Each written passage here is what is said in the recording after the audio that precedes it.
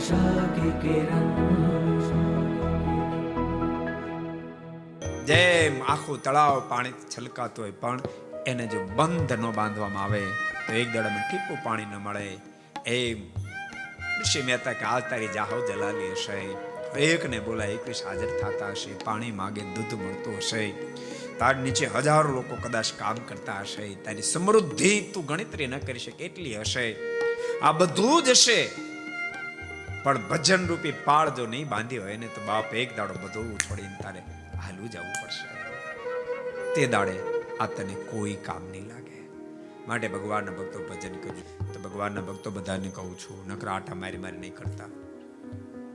બહુ પસ્તાશો, કારણ કે ભજન આમાં આવ્યા છો, સત્સંગમાં આવ્યા છો તો 2 શબ્દો શીખવા મળશે અને 2 શબ્દો ક્યારેક તમને જીવન ઉજાગર કરવામાં કામ લાગશે. 2 શબ્દો તમારે જીવન ઉજાગર કરી નાખશે.